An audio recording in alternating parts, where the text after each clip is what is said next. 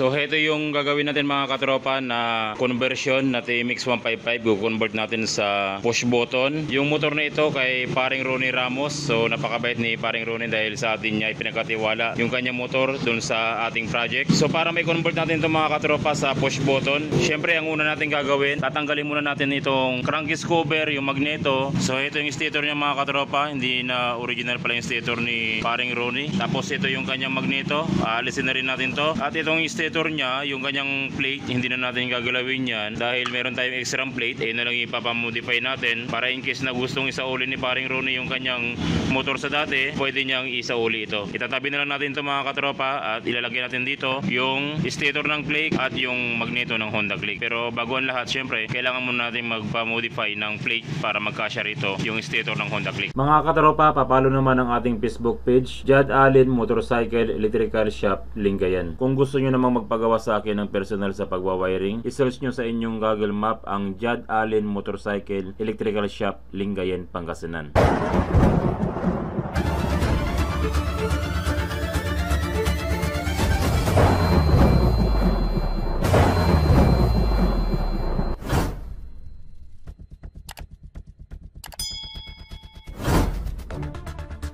So ito na mga katropa yung pinamachine shop natin na plate ng TMX 155. Pinaturno natin itong outside diameter niya para mag-guide dito sa stator ng Honda Click, para sentrong-sentro yung ating stator. So ganito yung itsura niya. Yan, nakaguide siya dyan. Pagkatapos nating pinaturno ito, nagpatraha tayo dito, 3 piraso. Para dito sa 3 butas, may tornilyo natin.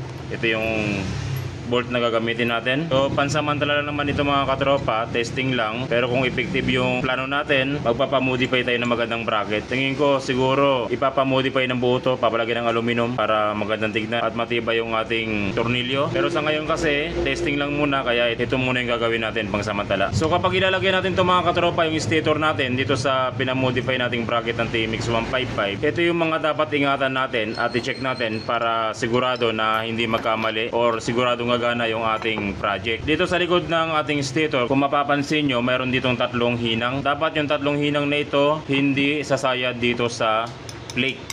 Kahit sa ang body ng ating plate, huwag sumayad itong 3 hinang na ito. Kasi pag sumayad yung 3 hinang na yan, maaaring magkaroon ng grounded at hindi iikot yung ating stator. So iingatan nyo na huwag sumayad itong 3 to sa body mismo ng ating plate. Pangalawa, dapat hindi maipit yung ating wiring. Kapag tinutornilyo natin, dapat kahit papaano yung ating wiring ay nasa komportable at hindi ito naiipit. So ito na mga katropa yung stator ng ating Click 125. Yan yung kanyang itsura. Pero napansin ko rito doon sa tornilyo ng ating base na plate ng stator, kung mapapansin nyo, parang tukod. So gagamit tayo ng flathead. Pati rito, dito naman hindi ganun tukod, wala, hindi sayad. Sa kabila, parang tukod din sa kabila. So gagamit tayo ng flathead para hindi tumama yung stator dito sa ating tornilyo. Pero at least kahit papaano, kung mapapansin nyo, ayan nai-adapt na natin sa TMX 155 yung stator ng ating Click 125. So kunting-kunti na lang na modification ang gagawin natin dito.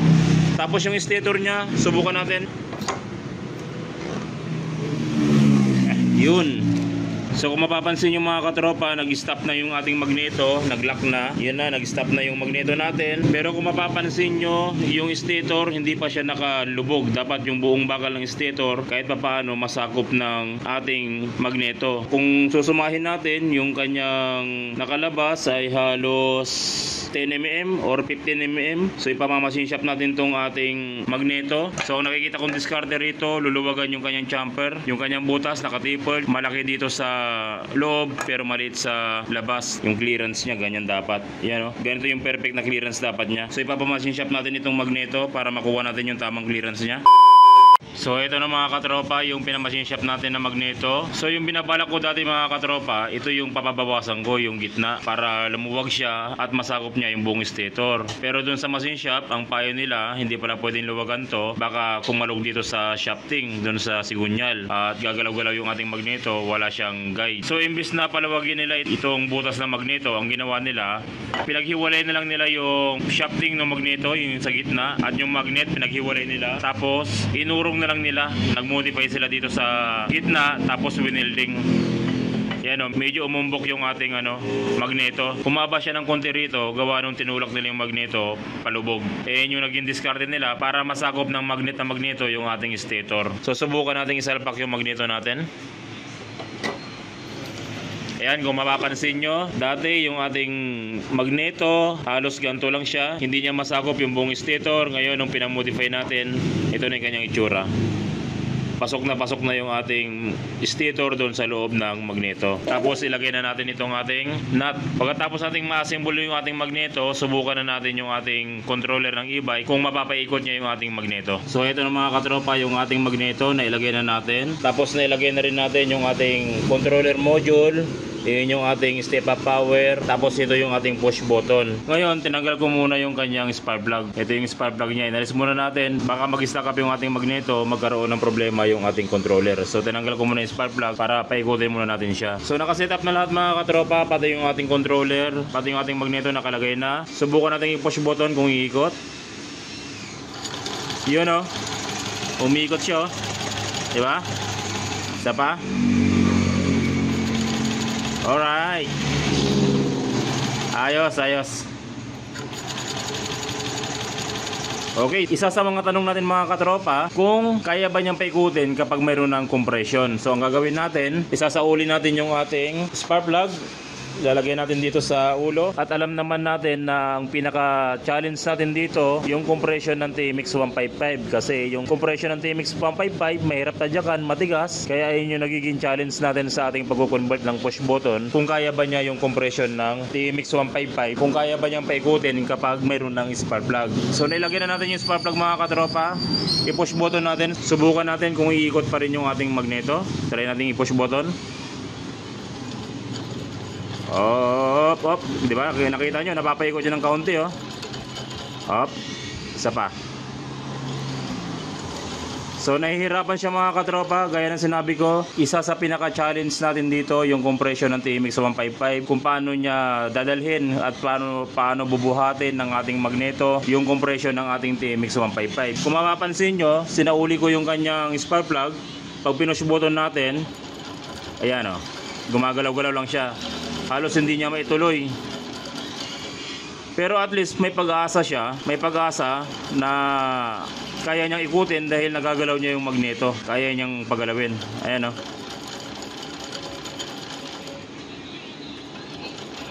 Yun nga lang, hindi niya maituloy-tuloy yung ikot niya dahil nga sa tigas ng compression. Ngayon, syempre, magmumodify ulit tayo. Mag-iisip tayo ng ibang paraan kung paano niya mabuhat ito. Yun yung pinaka-goal natin. Dapat mabuhat ng magneto yung compression ng ating TMX 155 para makapag-move on na tayo doon sa susunod na modification, doon sa timing ng kuryente, tapos charger. So, isa sa nakikita kong solusyon dito mga katropa, magtataas tayo ng watts ng ating controller ng e-bike. Kung mapapansin nyo rito, ang nakalagay dito 350 watts. Ngayon, bibili ako ng panibagong controller ng e-bike, siguro bibili ako ng 1,500 watts. Tataasan natin yung watts niya at susubukan natin kung kaya niyang buhatin yung compression ng ating TMX 155. So habang hinihintay natin mga katropa yung 1,500 watts na in-order natin, subukan muna natin siyang palitan ng magneto ng pang Aerox. Meron ako ditong available na magneto ng pang Aerox. Tatanggalin natin yung magneto ng pang click. Kasi sa tingin ko baka may problema o mayroon ding epekto yung design ng magnet sa ating magneto. So magtatry tayo ng iba. Tatanggalin natin tong magneto ng pang click at sasalpakan natin ng magneto ng pang Aerox. So ito na mga katropa yung magneto ng ating pang Aerox. Kung mapapansin nyo, stock yung ating magneto ng pang Aerox pero saktuhan yung kanyang latag. Oh. Hindi na kailangan mag-modify dun sa magneto.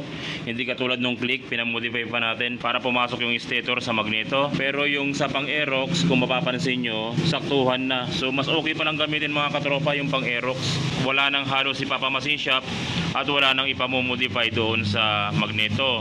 Ang tanging ipamomodify nyo lang yung plate ng ating TMX 155 para mailagay natin yung stator. So dati kasi ito lang yung available ko kaya ito yung naisipan kong ilagay. Syempre try and error lang tayo kaya yun yung naunang pinamodify natin. So napaggastusan ko na rin yung machine shop nito. Almost 700, 800 din yung bayad ko rito pero okay lang yan dahil try and error naman. At least itong ginagawa ko, pag na-perfect ko na, alam nyo na yung gagawin nyo at mas makakamura na kayo dahil hindi na kayo magta-try and error. Dahil ako na magsusubok ng eksperimentong ito para sa inyo. Pero ang malaking tanong natin dito kung kaya ba niyang buhatin yung compression ng ating TMX 155. So isi-set up ko dito mga katropa yung controller natin na 350 watts. Okay, so na-set up na natin yung controller natin, magneto ng Aerox yung gamit natin. Tapos syempre nakalagay pa rin yung spark plug.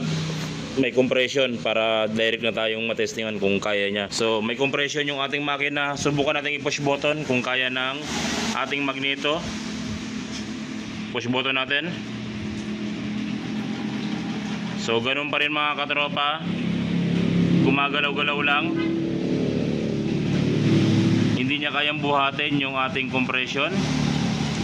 Ngayon, isa sa iniisip ko mga katropa, siguro yung ating controller ng e-bike, hindi niya kayang buhatin ng 12 volts lang kasi itong ating step up, ang trabaho lang nito, maibigay niya lang yung 36 volts doon sa ignition ng ating controller. Pero yung supply, yung pinaka main supply ng ating controller, naka 12 volts pa rin. So try natin ng 24 volts mga katropa. Sa Shopee pala, may nabibiling aparatos na 12 volts, gagawin mong 24 volts direct na yun. Pero sa ngayon, wala tayo niyan. Kaya ang gagawin natin, magkukumpay na lang tayo ng dalawang battery. I-try natin itong dalawang battery na to para maabot natin yung 24 volts. Pero kung sakaling gumana sa 24 volts yung ating project, madali namang gawa ng paraan para masupplyan ng 24 volts itong ating pinaka-controller. May mga nabibili naman na converter na 12 volts, gagawin yan 24 volts para masupplyan yung ating controller. Pero sa ngayon, gagamit muna tayo ng dalawang battery. Try natin mag-combine ng dalawang battery tapos subukan natin kung kaya niyang ikutin yung ating magneto na mayroon ng compression. So ito na mga katropa yung ginawa natin sa battery. Ginawa natin 24 volts. Ang ginawa natin dyan, yung positive ng isang battery nilagyan natin sa negative, siniris natin, tapos ito na yung magiging positive at negative natin ng ating controller. So kapag ganyan ang setup ng inyong battery, automatic yan, 24 volts na yung kanyang supply. Tapos subukan natin, naka-setup na tayo, tignan natin kung kakayanin niya. I-push button natin na naka 24 volts yung ating controller. Gumagalaw-galaw lang din siya. Halos hindi niya kayang halos hindi niya kayang pikutin din. Nahihirapan siya.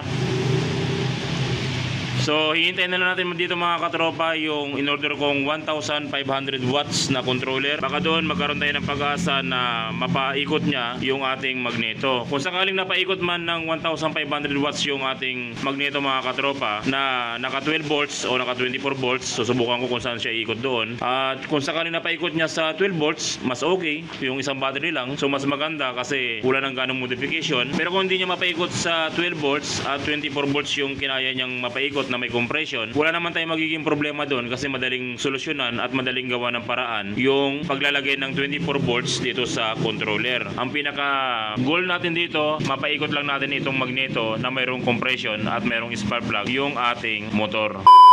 So ito na mga katropa yung in-order natin sa online, 1,500 watts. Mura lang ito, kulang-kulang 1,000 lang. So susubukan natin mga katropa, same setup yung gagawin natin sa module ng ating 350 watts. Kukunin natin tong step up power niya. Tapos titignan ko kung saan siya komportable. Kung komportable pa siya sa 12 volts o komportable siya sa 24 volts. Subukan ko muna, set up ko muna kung saan sa dalawang voltahe yung kaya niyang ipalo yung ating magneto. So ito na mga katropa yung ginawa natin. Tapos ang supply natin ay 24 volts dahil doon sa 12 volts hindi siya komportable at mahina yung kanyang ikot. At ito naman yung setup natin sa ating controller. Same pa rin yung coding, same pa rin yung wiring tulad ng ginawa natin dito sa 350 watts. So ngayon mga katropa, subukan na natin kung mapapaikot ng magneto yung ating compression. So nakalagay na magneto yung ating pang Aerox na magneto. Tapos nakakabit pa rin yung ating spark plug.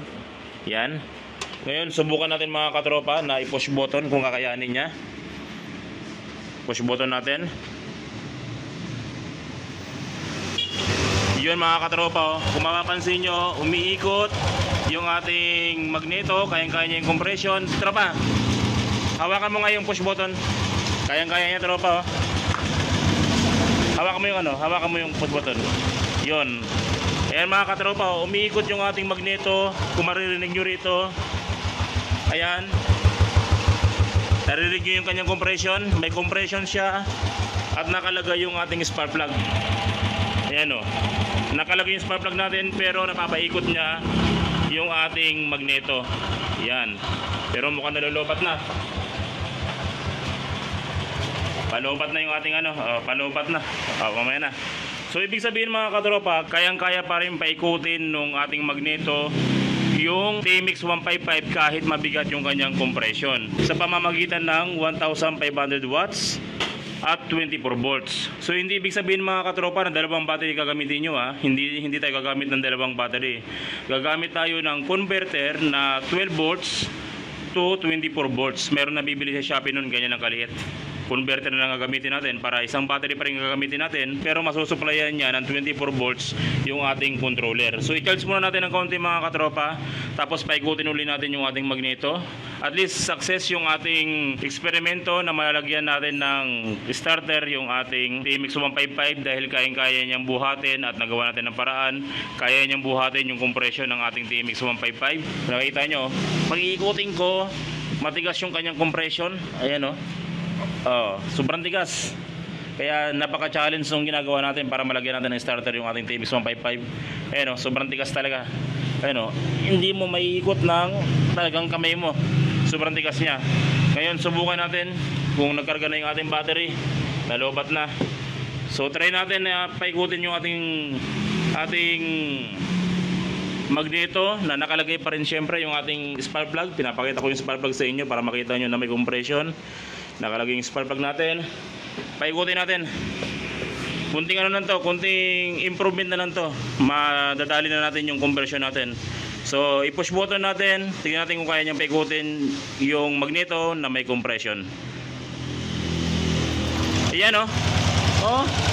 Sino may sabi na hindi kaya? Ayan o, yung spark plug nyo. Nakalagay yung spark plug o. Ayan o. Lobat pa yung battery mga katropa. Lobat pa yan. Ayan o, nanghihina yung ano nyo. Nanghihina yung ikot nyo. Pero kayang-kaya niya o. Diba? So approve mga katropa, kunting ano lang to, kunting modification na lang, kunting improvement na lang at matutuloy na tayo sa ating pagko-conversion. So napaikot na natin na mayroon ng compression yung ating motor. So good na tayo doon. Tuloy na yung ating conversion. Ang susunod na gagawin natin dito, yung style ng ating kuryente. Kung maglalagay pa ba ng pulser, kasi ang iniisip ko, pag maglalagay ako ng pulser, dito ako maglalagay ng bracket, nakatutok dito at magpapa-welding na lang tayo ng trigger ng pulser o gagamit tayo ng CPK sensor. Pero yung CPK sensor kasi mga katropa, pag gumamit ka nun, kailangan nakakonect yun sa computer box. Siyempre, dahil modification yung ginagawa natin, susubukan natin gumamit ng CPK sensor na hindi na kailangan ng computer box. Papalabasin natin yung kuryente gamit yung CPK sensor.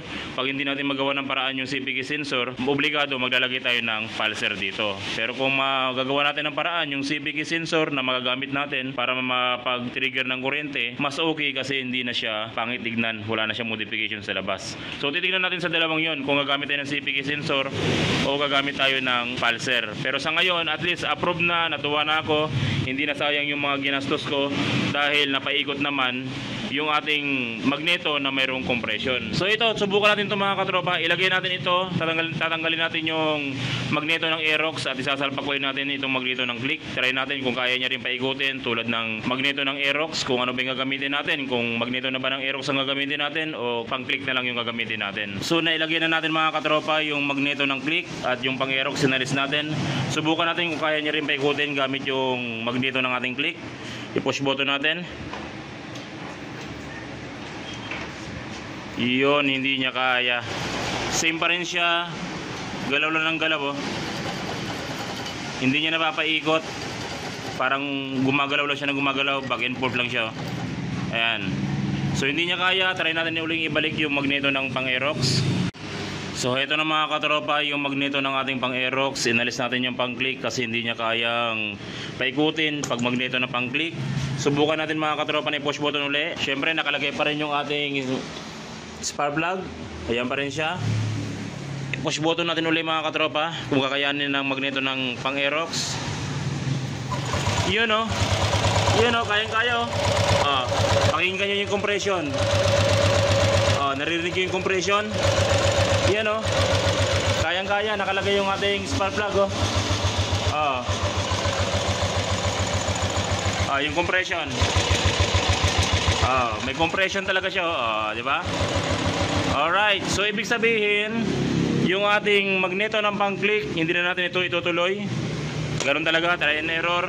Ang bili ko dyan, 800. Tapos, pinamasin siya po siya ng almost 810. So almost 1.6 ang gastos ko dito. Pero okay lang, walang problema dyan. Try and error naman yan. So ang gagamitin na natin dito yung magneto ng pang Aerox. Proven na mga katropa, proven na siya na kaya niya yung compression, no? Napakatigas ng compression ng click, napaka-challenge nito. Hindi katulad ng mga 2-stroke, napakagaan ng compression nun. Maski kunting modification lang, baka itong 350 watts, kayang-kaya niya na paikutin yun. Pero ito, napakatigas talaga. So napaka-challenge nitong ginagawa natin. Pero ganun pa man, ayan o, napakatigas. So kayang-kaya niyang paikutin yung ating magneto gamit yung pang Aerox na magneto. So testing pa natin, isa pa. Yun o, di ba? Success mga katropa. Di ba? Ayan o, sino magsasabi na di kayang paikutin, ha? Think positive lang mga katropa. Kunting improve na lang to, magsasucess yung ating eksperimento. Ang susunod na video natin, ang part 3 natin, kung paano naman natin siya papalabasin yung kuryente. At sa part 3, papaandarin na rin natin yung motor. Titignan ko kung ano yung mga dapat gawin, kung gagamit ba ako ng CPK sensor o gagamit ako ng pulser. Pero hindi ko na papakita sa inyo yung try and error ko.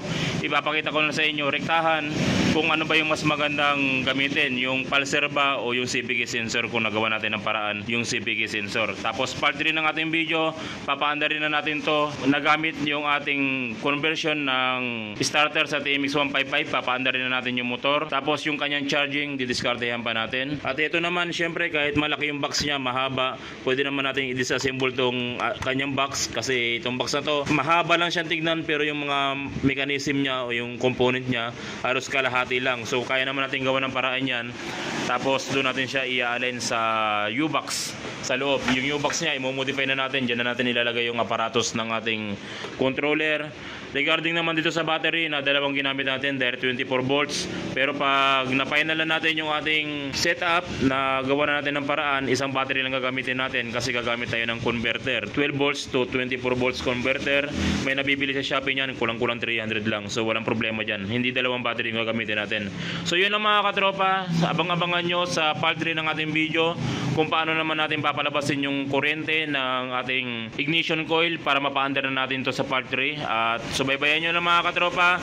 Think positive lang. Kailangan umisip lang ng paraan para mag-success yung ginagawa nating conversion. Okay? So, ito, kung mapapansin nyo, talagang may compression siya. Yan, sobrang tigas talaga.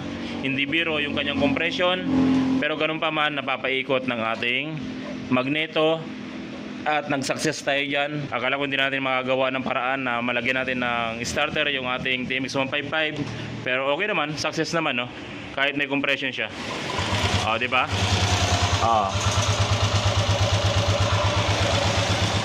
Sinong may sabi na hindi kayang paikutin? Di ba?